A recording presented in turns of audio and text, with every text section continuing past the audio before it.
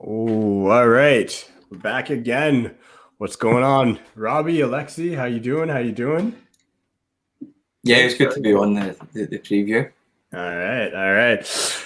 Well, for anybody watching, like, subscribe. We'll get the admin out of the way. This is a big one. We're quarterfinals, FA Cup, Leicester City, who are currently in decent form, and United, who are currently in what I would like to. Well, I mean, it's not even what's the word I'm looking for? It's a fact that we have a bit of an injury crisis at the club right now. We saw something we would probably thought we never would have seen, which is a Rashford for Pogba substitution, Pogba for Rashford substitution. Never thought I would see that in a million years. But that's where we're at as a club. Big match coming up. How are your feelings, Alexi? How do you feel about the game coming up? I'll share mine last because mine's a bit different probably than you guys. But how do you guys feel? Yeah, I feel pretty confident, to be honest, because we've had quite a few big games in the last few weeks. Because obviously we had City, which was huge, and we won that. We had West Ham, which was pretty big in the context of our top 4 place. And then we had the Milan game on Thursday, which we won as well. And every big victory, I think, gives you more and more confidence and more belief to go into the games like this and win.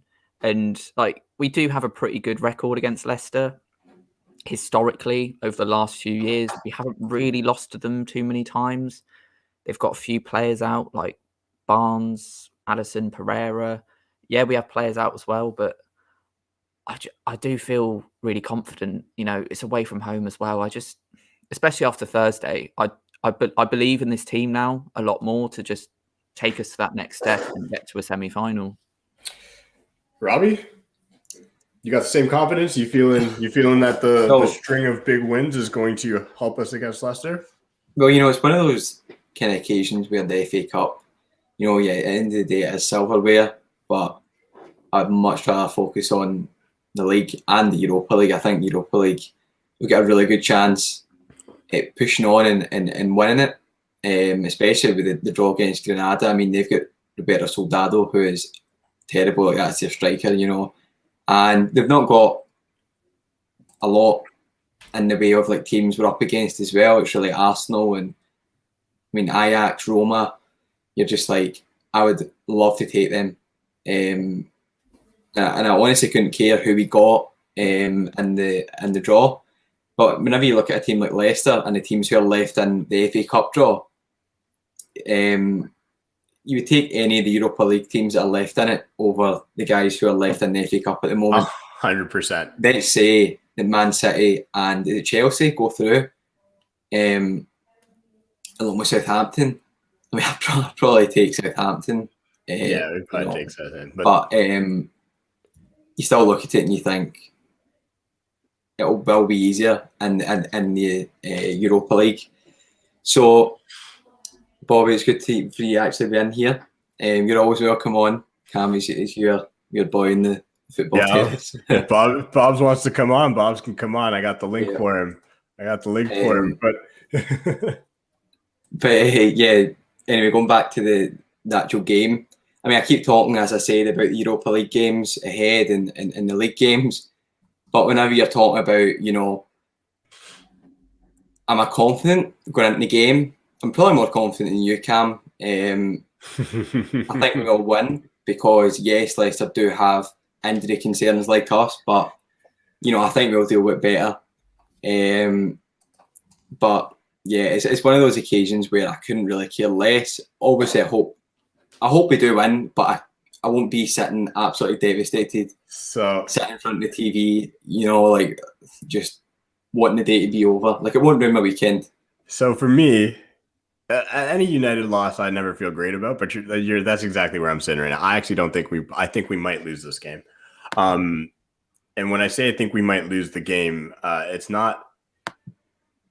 It's because as much as we've been pulling out these wins, these big wins that we need to win, I do think the focus is now shifted. I think Europa League, we have to win. I think there's no more maybe, or we got past AC Milan. That was a test. Real Sociedad. We're going to have to play Ajax or Roma.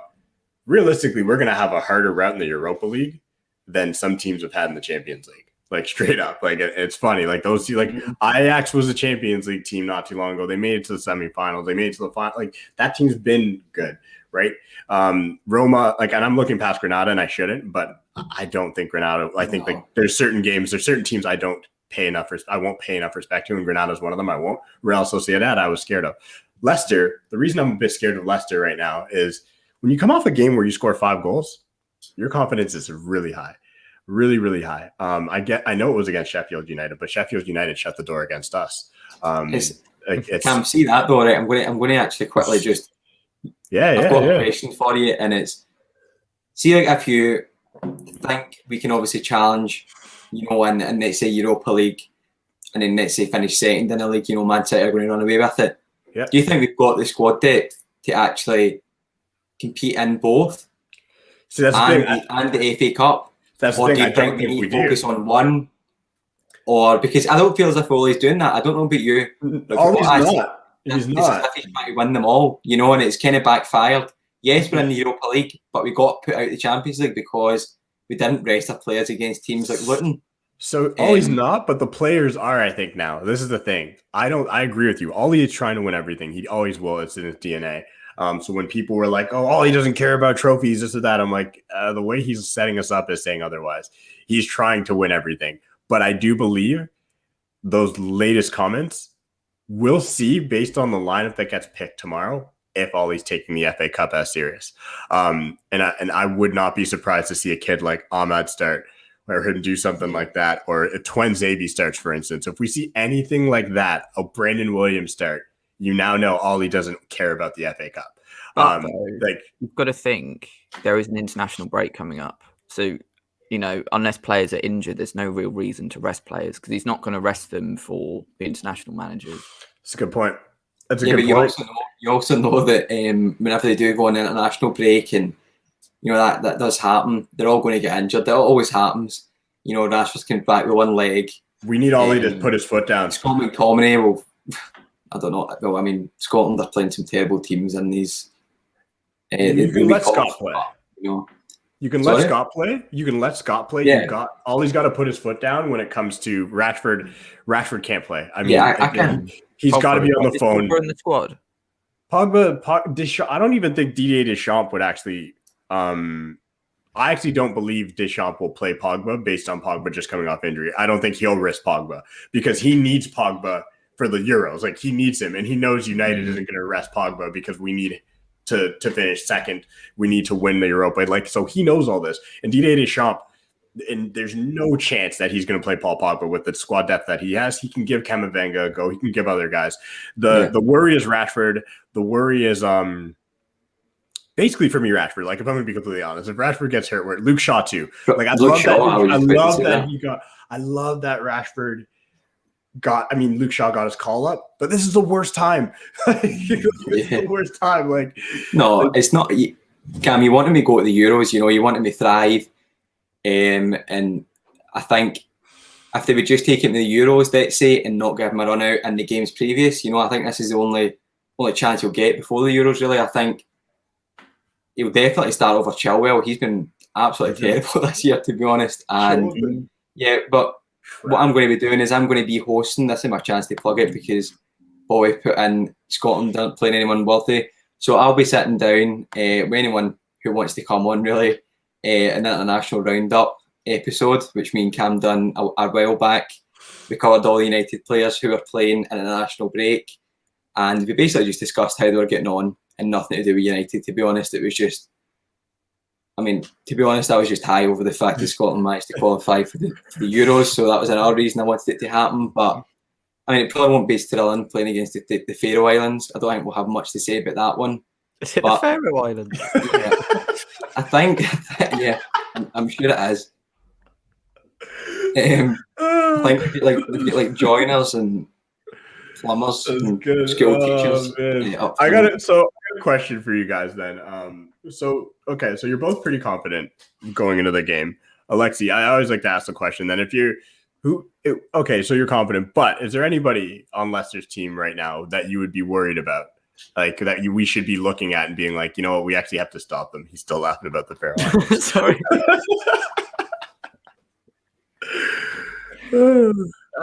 Yeah, sorry. It's really got me. It's in the European qualifiers. There's nothing we can do. Like, you need to play who's in front of you. And if we're going to get an easy group tie, then I'll take it, But anyway, Alexa, you go. I do apologise. Go on. Jamie Vardy is the one I'm always worried about. Definitely Vardy.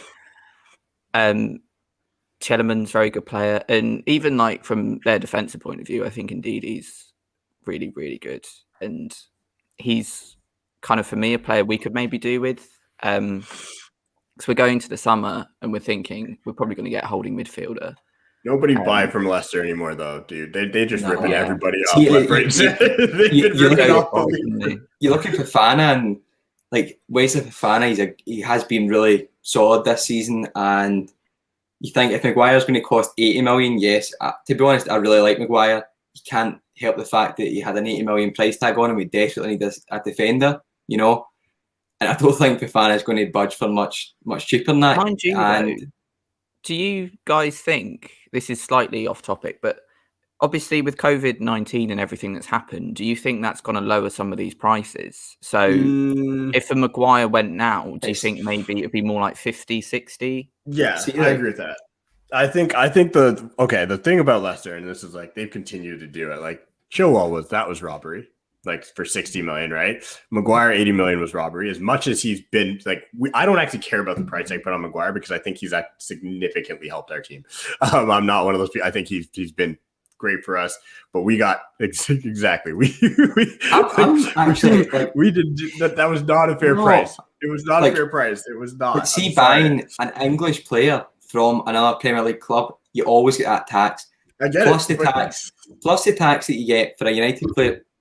For like going to United as well, every team bungs up the price, let's say by like maybe 20%. It literally. Robbie, we could have bought Ruben Diaz for 50 million. We could have bought Ruben Diaz's price was set. What City paid for, that was the price.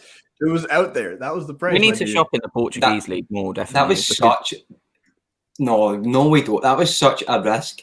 Bringing someone in like that, we needed someone who we knew was going to come in, basically firm him up the defence and almost provide the goods. I don't know if Maguire has exactly done that, provided the goods, but we had to get someone who is Premier League proven, because Lindelof and Bailly weren't.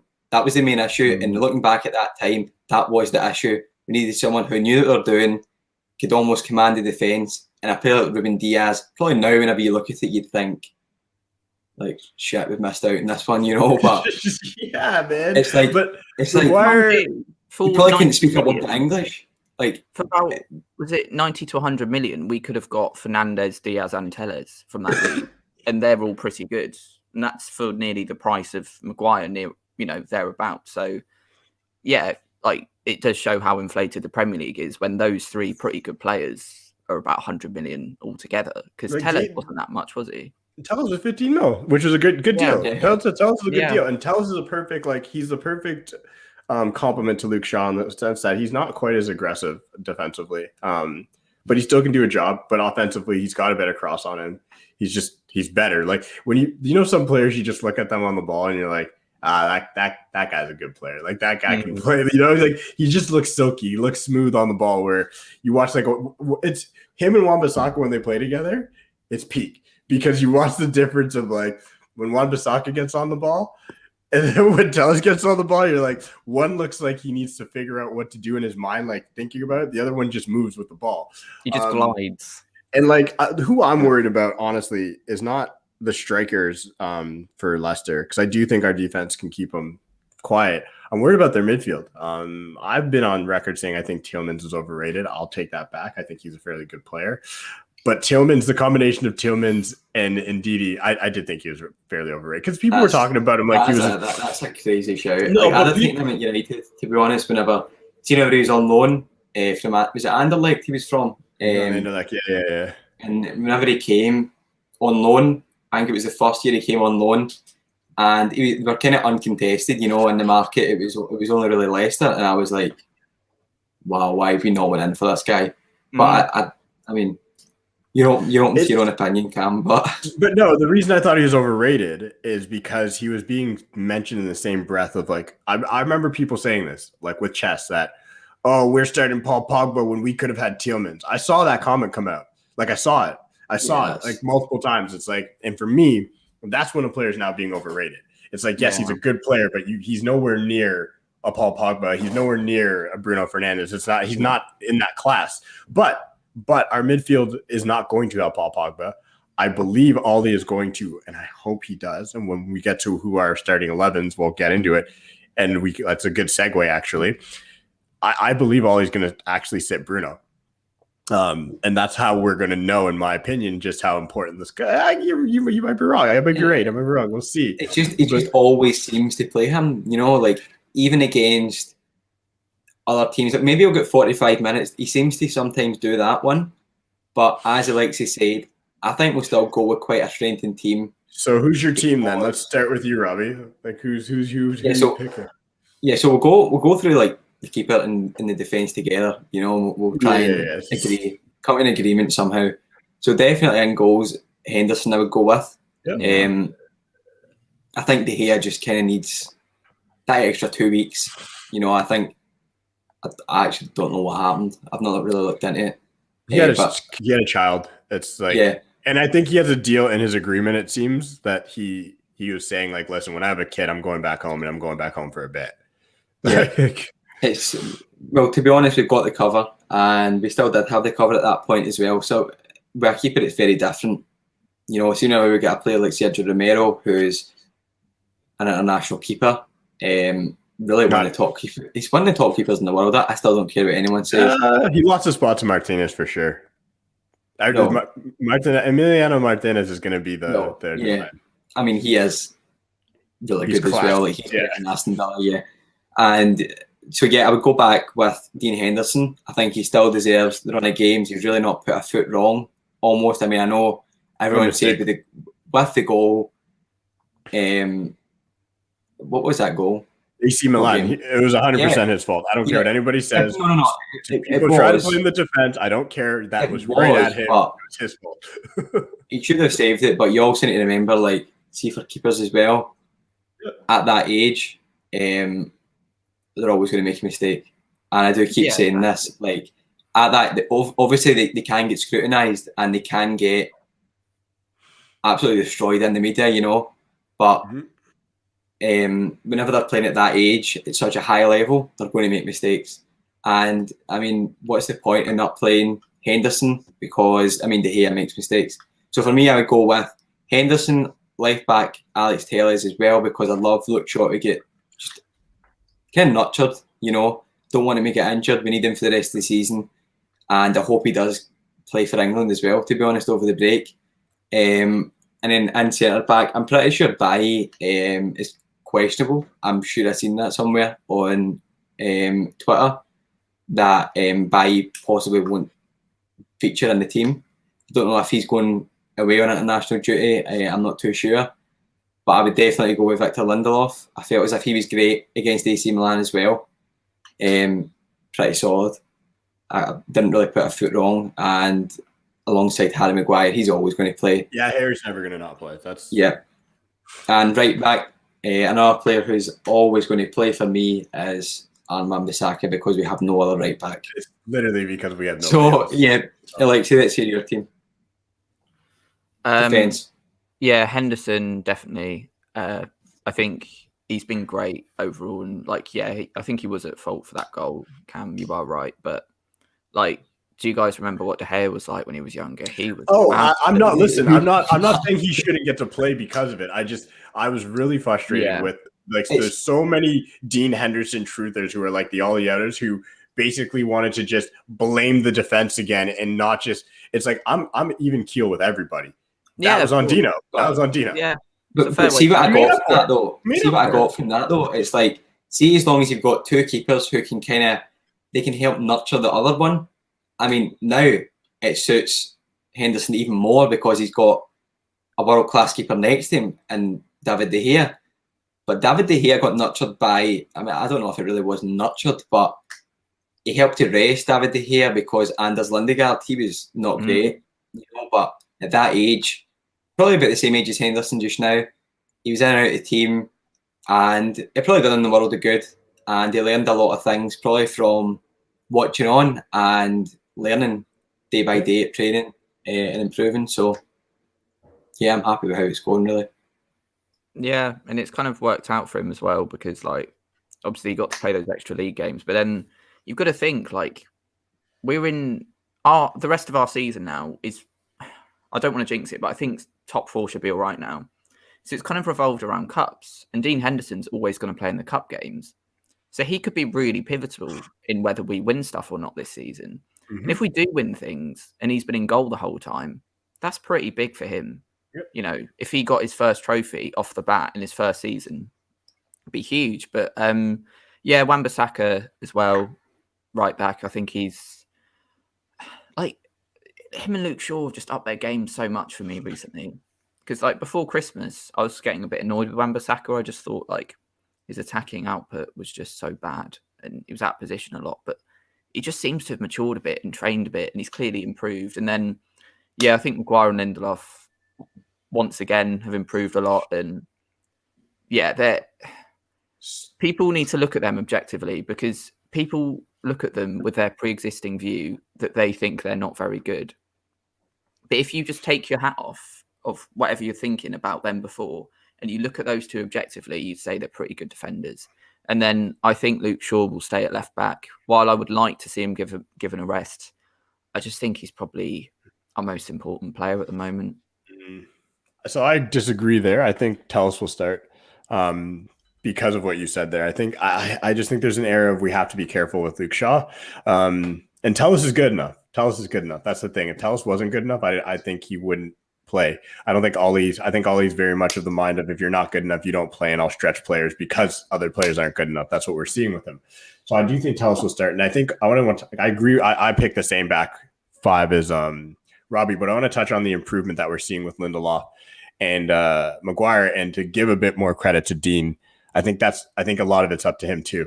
Having a strong keeper who communicates, tells you where you need to be, what's coming. Dino's always talking. Like when you listen to the games without the crowd noise, you hear his voice consistently. And I think since we don't have a back 2 who are like, Maguire's fairly commanding in a sense, Lindelof isn't, but that's fine. That's not who he is. You need another person back there telling you kind of where you should be, what he's seeing. David De Gea has never been that person. He's a shot stopper. He's at the end of the day, there's been times where there's been nobody better at stopping the ball from going in the net, but he's not as communicative. He yells at his players. He does that. Like when mistakes are made, he's very animated, but he doesn't command it as much, and he doesn't command the box as much. He doesn't go after balls as much. That's just who he is. And I think Dino doing that has helped Maguire and Lindelof a lot. But moving into the midfield, I'm going to start with mine because I think mine's going to be very different than everybody else's. I think if Van de Beek is healthy, he's going to actually start, and it'll be a surprise to everybody. And then when he doesn't do well, everyone's going to be like, well, of course he didn't do well. He just threw him into the fire and he hasn't had a run of games. That's exactly what's going to be said. But I think it's going to start with Van de Beek. And then we'll play probably Fred and McTominay alongside him, or a Matic. I don't know who would come out, but I think the midfield is where we're going to see a lot of players resting. He already said Paul Pogba will not be able to play 90 minutes. So that's already been said. So Paul Pogba is not going to start the game, in my opinion, and he will only come on when we need to win. Like if we are up and Paul Pogba is on the bench, he will stay on the bench and he won't play the game. Out on the wing, I won't even get into the wing. I'm just going to stay in the midfield for now and let you guys do your midfield. But I do think it'll probably be a Matic, Donny Van de Beek, and like a Fred or a McTominay. That's the midfield I think we're going to go with if Van de Beek is healthy. If he's not, then I don't know. Bruno will start and he'll look knackered because he needs a rest. Bruno looks so tired. I get it. He's one of those players who doesn't want to sit, who wants to always be part of the team and help win. But the management of him needs to start ASAP, because if he goes down, that is the only way we potentially wouldn't finish top 4. Yeah, so I'm going to go with the midfield 3 as well. I'm going to stick to a 3 in midfield. actually. No, I will. I'll stick with 3. I think I'll go with. It's quite a difficult one, because I'm trying to take into the fact who's away on an international break. I think that could kind of come into it. I think Matic will play because he's obviously retired and he's not played very well at the moment. And then you look elsewhere, and it's really between Fred or McTominay in that point of time. So for me, I would probably go with, if you're going with Matic, I would probably go with Fred, who also won't be on international duty. And I still think Bruno Fernandes will start in front of him. I just can't see Ole, kind of turning over and just accepting the loss, because seeing how Bruno Fernandes and Luke Shaw wouldn't be playing, we'll be struggling. I disagree. I disagree. Pogba will not be starting this game. I said it. Like Ollie. So I agree. So what you said there, I don't think he'll be rolling over by not playing Bruno. I think what's going to happen, Pogba's not starting the game because he's just not healthy enough, and he's already said that he doesn't think he can play 90 minutes. What I think is going to happen, though, and Ollie's been criticized for doing this. He's been criticized for doing this. He doesn't start with the strongest team in these games sometimes. He'll bring Bruno on the moment we need, like if it's 0-0 or whatever, and then people will be like, well, you should have played him from the start, so he could have like sat later on, but he'll bring him on early if we're not winning the game. So what I was going to say was, it's pretty similar to what you were saying. I would keep Bruno, I'd start Bruno, and the 45th minute mark, I'd bring on Donny van der Beek, because he is meant to be fully fit and he's meant to be playing. I can't imagine him just starting straight away. I think he'll come on, and I think it'll be around the 45th minute mark. But if we're going with what an official pundit said, with like the lack of the forward options, and we're going with possibly the diamond in the midfield, you're probably looking at McTominay, Fred, and Matic, because as we all know, Pogba will not be starting. There's a whole lot of non-ball players in that. Yeah, well, what else do we have? We've literally not got. I won't be able to string a pass together. Like personally, I would want to play Pogba, but we can't. And up front, personally, I'd play a 3, but we've not got that luxury for this game. Alexi, who are you starting in the midfield? Oh, it's really hard, isn't it? I think we shouldn't trust what Ollie says, basically. What does that mean? Like, no, I get it. I know where he's going with this. The man lies a lot. The man lies all the time, right? So, do you remember when McTominay was out for weeks and he rocks up in the Chelsea team, and we were like, "Oh, all right." Yeah. So, I'm making a bold prediction here, based on not a shred of medical evidence in the world, but just on the basis that I think Ollie is a liar. I think we play a midfield of. I don't want to do this, but this is what I think is going to happen. I think it's going to be Matic, McTominay, and Bruno. That's so. See, like. Yeah, I know. It's so one-dimensional. It's incredibly one-dimensional, but sideways and backwards. Like that's why I put in Fred. Right, he can't. Whenever he's shooting, it's as if he's got.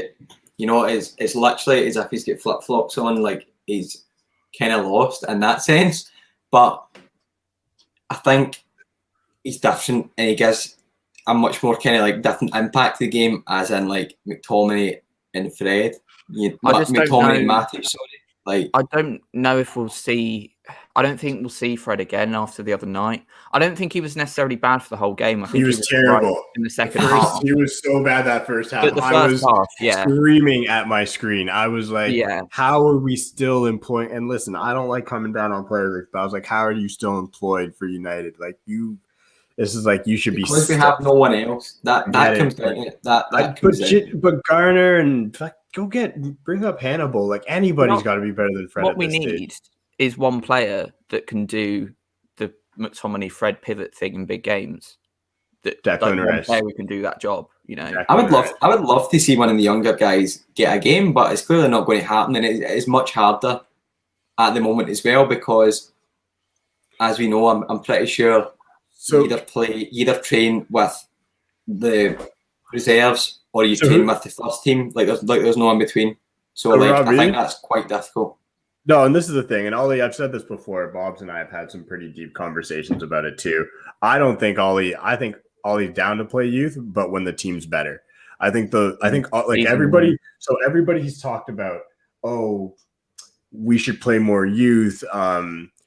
Ollie's not upholding the standards sometimes, which he does play youth, and people are like, oh, he came from the days where we played youth. It's like people forget the class of 92 were surrounded by really good players. Like they didn't just plop these kids in beside a Matic and a Scott McTominay, not saying he's a bad player, but they were playing beside ballers, right? And they were slowly replacing them as they got better and like completely removing them from the team. We don't have you're not going to put in a Hannibal Mejri, who I think is going to be fantastic, beside Fred and Scott. You're not going to do it. You're that kid's screwed. Like if you put him out there, it's not going to work. So keeping on youth, onto the forward line. I actually do think we'll see our first youth debut start, and I think Ahmad's going to start on the right because Dan James is going to be going on international duty, like you said. So I do think that'll play a part, and he's going to play. Like he's not going to not play. He's going to play all the games, all the minutes. I think Greenwood will start up top because Cavani's still not healthy. And then we'll start knowing whether Cavani will be here next year or not based on how much he plays in these last few games. Because if he doesn't play at all, it means like he's been phased out. And then on the left-hand side, I don't even know. It's Rashford can't play for me, but he will if he's healthy. And this is the problem. This is where I cannot imagine Rashford playing. Like it's one of those scenarios where it's just not worth the risk. It's not. But then I think Dan James can't play up there. Yeah, Dan James might play on the left. That's right. You're right. He might move into the left because Martial's not healthy.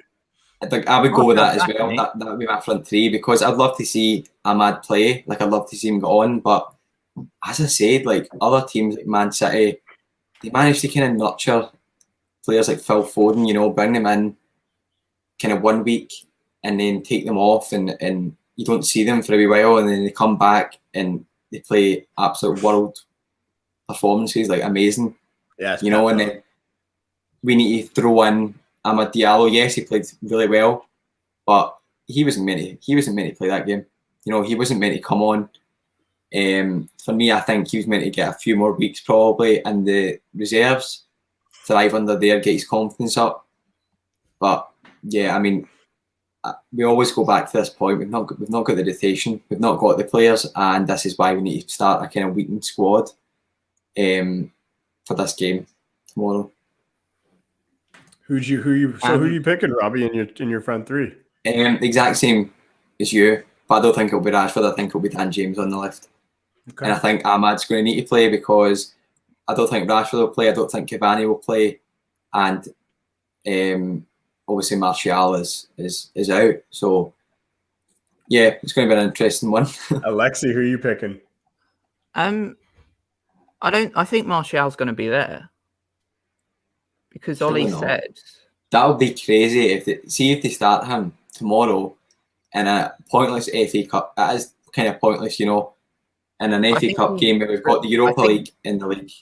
Oh, I think Ollie is going to bring him back in because I'm just reading what he said, and he's said that thing he said about McTominay where he's kind of acting like he's not going to play, but I can just tell by what the man's saying is he's going to play. Well, I'm going to say I might look really foolish here with what I'm about to say, and you're probably both going to laugh because don't say Alex Taylor's at left wing. I was like that will not happen, and he was nowhere near that left wing. The last one. Okay, I'm going to go Greenwood on the right. I'm going to go Martial down the middle. And I'm going to go... Right, Can I just say, my basis for this is I don't... See if you say... I'm going to put Pogba on the left wing or something on it. Oh, wow. You're going to put Pogba on the left. I mean, that's not... Yeah. It's been done multiple times now. So yeah. It's just, do you think he'll start? I don't, to be honest. I can't imagine him starting. I just think he will. It's just the thing with Ollie, like he never says the truth about these kind of things. Players suddenly appear back in starting 11s out of nowhere. And obviously, I'm not like the Martial and Pogba thing. I'm not basing it on any real medical evidence. It's kind of based on what Ollie said. Like I'm reading what he said here, and he's saying hopefully he'll be able to make Sunday. We'll do a late fitness test on him. It's a pleasing thing. He's nearly getting fit. That would be enough for me to not play him. In an FA Cup game, a late fitness test like that should be the bit where you're just like have the day off and get ready for the international break because I think I think that is what's going to happen. I think I agree with you, but I think Ollie may adapt kind of what Boris Johnson did at the start of the pandemic and just go, I don't care about health, and he's just going to play. He's just going to play Pogba, and he's going to play Martial. And to be fair, they might be a bit fitter than we think. And I think Ollie just really wants to win a trophy as well. I agree, but this isn't the one. This is why I think we're going to find out. We will find out tomorrow how much. Here's a scenario. If Everton beat City today, I guarantee you the team that was going to be picked will be different. I'll say that. Because if Everton beats City, as much as we've beaten City, and Ollie must believe it at this point, I still struggle. I still struggle thinking we can beat City, even though we've done it like 4 or 5 times now. I think it will change the perspective of the FA Cup because you'll be like, well, wait a second. Now we only have to go through potentially Everton, and then who else is left on the other side? Southampton, will beat, or Chelsea potentially. Again, And like Chelsea, we've just been stalemated again. So at that point, it changes the whole dynamic. You're like, Chelsea's the team you've got to beat. And you're like, well, we can beat Chelsea, no problem. Even though we've been drawing with them, we can beat that Chelsea team. Like I'm not worried about that. There still always has to be a thought in anybody's mind when you're playing against City that like the odds are against you. They just are. And City will, like the FA Cup, normally there's a break in between. So everybody's rested. So we'll see. I think how today ends with Everton and City will matter, and the trophy that I think we need to win, and he needs a trophy. I think is going to be Europa League. Like that's the one. And you give everybody a break. You bring them back. Like the guys are now more up for the Europa League. They want to win the trophy. So we'll see how it goes. But let's go into the score predictions. See, because I never get these right. But Leicester likes to go first, Cam. He's always like very close or way off, very, very far off. Well, I'm on the adrenaline rush of getting one score prediction right out of about 20. So with that in mind, this is going to be the correct score prediction for the game. I mean, there's no point you guys watching it because I've just told you what the score is going to be. It's just a spoiler for you. It's going to be 2-0 to Manchester United. That's going to be the score. Who's scoring? Who's scoring the goals? Scott McTominay is going to score, and Mason Greenwood's going to get one. I'm going to go with 1-1. We're going to lose in penalties. Why?